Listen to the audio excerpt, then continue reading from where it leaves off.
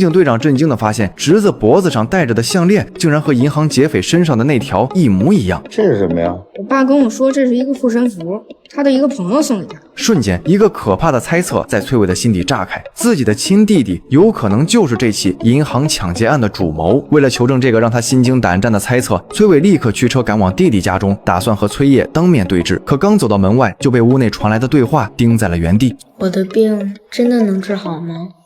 你放心，你的病能治好，爸向你保证。崔烨还不忘将那条项链塞进儿子的衣服里，细心藏好。这条项链正是劫匪夏生送给他的，说是能保佑妍妍消灾平安，却也是崔烨暴露行踪的致命关键。崔伟的内心瞬间陷入了巨大的挣扎。他忽然明白，弟弟之所以铤而走险参与犯罪，大概率是为了给身患重病的侄子治病。可仅凭一条项链，终究只是线索，算不上铁证。以崔烨的聪慧，若是自己贸然质问，必定会打草惊蛇，让后续的追查陷入僵局。于是崔伟找到了退休的岳父邱局求助。他是一位有着几十年办案经验的老刑警，岳父一句话直接点醒梦中人，想要钓一条藏得极深的鱼，不能打草惊蛇去找对方，而是要等他自己主动现身。这句话如醍醐灌顶，崔伟立刻冷静布局，一场引蛇出洞的绝杀大戏正式拉开帷幕。他让手下小丁等人假扮劫匪，完美还原当年银行抢劫案发场景，再用 PS 技术将崔烨的脸换上去，目的只有一个，炸出崔烨的破绽，逼他自乱阵脚。而此时的崔烨早已被儿子的病情逼到了绝境，为了尽快凑齐医疗费，他铤而走险，打算勒索放高利贷的易叔，今晚就是行动的关键节点。可就在他摩拳擦掌准备动手时，一条短信如同晴天霹雳，直接砸懵了他。做贼心虚的崔烨瞬间破防，短短几行字像一把锋利的刀，瞬间剖开了他所有的伪装与侥幸。他被吓得魂飞魄散，慌慌张张冲进经纬奇院。果然在前台找到了一个信封，里面装着一管胶卷，那是他最害怕被人发现的东西。崔烨不敢有半分耽搁，揣着胶卷狂奔到照相馆，花200块让老板加急冲洗，生怕晚一秒就万劫不复。可就在他焦急等待的间隙，突然瞥见了窗外崔伟的汽车，下一秒一个熟悉的声音就从身后传来。崔烨瞬间被吓得魂飞魄散，这都能碰上？你怎么在这儿？我在这拍个证件照。你在这干嘛呢？我照相。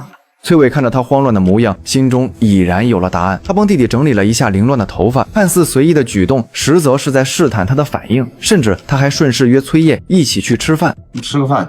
不了，我晚上约齐了。我一猜你就这么说。崔伟没有强求，只是转身默默离开。可他的出现无疑给本就慌乱不堪的崔烨又增添了一层沉重的心理压力。不久后，照片终于冲洗完毕。当崔烨看到照片的那一刻，瞬间吓出一身冷汗。照片上赫然是他被劫匪劫持的画面。他此刻最怕的不是被抓，不是身败名裂，而是害怕勒索计划败露，他就再也凑不齐儿子的医疗费，妍妍的病就再也没有治愈的希望。这份恐惧远比牢狱之灾更让他崩溃。就在崔烨焦头烂额之际，手机又收到了那条陌生号码的短信，命令他今晚6点半携带封口费前往中山路赴约。这无疑是雪上加霜，将崔烨彻底推向了更绝望的深渊。而更让他崩溃的是，妻子高淑华意外发现了他参与抢劫的真相，对他彻底心灰意冷，绝望透顶，带着儿子毅然回到了娘家。可他万万没有想到，这个举动将让母子二人陷入一场未知的险境。可屋漏偏逢连夜雨，又一场致命的意外悄然降临。崔烨的母亲去上坟时，无意间发现坟地旁边有一只野狗正在疯狂刨土，里面赫然埋着一具尸体。这突如其来的一幕彻底打破了所有的平静。夜幕降临，勒索一叔的行动时间已然来临，可崔烨却迟迟没有现身。夏生心中难免焦急，当即拨通电话。崔烨只匆匆嘱咐他们先开始行动，自己还有些事情要处理，等忙完就去老地方会合。他浑然不知，这一通看似寻常的通话竟是两人的永别。夏生不敢耽搁，立刻启动计划，一只耳守在窗外，密切观察屋内的动静，随时向他传递消息。夏生则悄无声息地绕到易叔的厨房外，熟练地更换上一个特制的可向里抽风的扇叶。随后他拿出事先准备好的花粉撒在排风扇上。夏生早已摸清易叔患有严重的花粉过敏，并且提前偷偷拿走了易叔的过敏药，就是要让易叔发作后无法及时自救，趁机制造混乱，为自己创造可乘之机。果不其然，没过多久，易叔就突发严重哮喘，浑身抽搐，呼吸困难，当场陷入病危。家里的5个小弟慌乱不已，其中4个连忙送一书去医院，只留下1个人看家。夏生抓住这个千载难逢的机会，趁看家小弟不注意，悄悄溜进书房，熟练地打开提前动过手脚的保险柜，将里面的账本以及欠条全部拿走。与此同时，崔烨按照神秘人的要求，揣着1包封口费，忐忑不安地来到了中山路赴约。他立刻拿出手机联系对方，可电话铃声却在不远处崔伟的手里响起。那一刻，所有的伪装都被撕碎，残忍的真相赤裸裸地摆在眼前，像一把钝刀，一点点割着崔伟的心，疼得他几乎无法呼吸。他千辛万苦追查的凶手，竟然是他从小呵护长大的亲弟弟，一边是血浓于水的亲情，一边是身为刑警的职责。他被夹在中间，进退两难，连呼吸都带着钻心的钝痛。就在这时，崔伟的另一个手机突然响起，是手下打来的电话。他们在崔父的坟地旁边发现了一具无名尸体，虽然法医鉴定结果还未出来，但崔伟心中已然笃定，这具尸体一定是秦小明，而这一切必定是崔烨所为，只有弟弟知道。崔伟与父亲多年不和，20多年来从未给父亲上过坟，也成了崔烨隐藏罪证的绝佳地点。另一边，夏生得手后，迅速带着账本和欠条坐上了易之耳的车，两人准备驱车前往妈祖庙与崔烨会合。可就在车上，他无意间瞥见了车前挂着的一只狼牙项链，那是他曾经送给崔烨儿子妍妍的礼物。夏生的心脏猛地一沉，一股强烈的不安瞬间席卷了全身。妍妍一定出事了，他迫不及待地想要提前通知崔烨，让他小心提防。于是夏生强装镇定，谎称自己想要小便，让易之耳在半路停下车。车刚停稳，他就迫不及待地推开车门，手忙脚乱地去摸口袋里的手机，可指尖空荡荡的，手机竟然忘在了车上。可就是他这一个下意识摸兜、神色慌乱的动作，瞬间引起了易之耳的警觉。易之耳的眼神瞬间变得冰冷，眼底闪过一丝狠戾。他知道自己的秘密已经暴露，既然藏不住，他索性不再伪装，缓缓开口，将一切都告诉了夏生。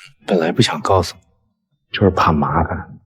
我绑了他孩子，绑了他姥姥。我这人一直运气不好，我就想跟他商量商量，看看能不能不抽签。原来，自从得知勒索一书的计划后，易之耳就一直心存顾虑。计划里需要一个人出面与一书当面交易，他害怕自己就是那个被崔烨和夏生抛弃的弃子，害怕事成之后自己会被灭口。那天他正好碰到了高素华带着儿子回娘家，于是就绑架了母子2人，以此作为筹码，逼迫崔烨亲自出面与一书谈判。他承诺只要拿到钱，就会放了崔烨的妻儿，绝不食言。夏生听完，心底瞬间被愧疚淹没。毕竟易之耳是他介绍来的，若是因为他让崔烨的妻儿陷入险境，他无论如何都无法原谅自己。他强压着心底的愤怒，耐着性子劝说易之耳，让他放了高淑华和妍妍。他保证绝不会把这件事告诉崔烨，就当什么都没有发生过。大家依旧按原计划行事，可易之耳只是沉默着没有说话，只是缓缓拿出1包烟给夏生点了1根。夏生下意识地低头，目光落在了易之耳手中的打火机上，瞬间他的瞳孔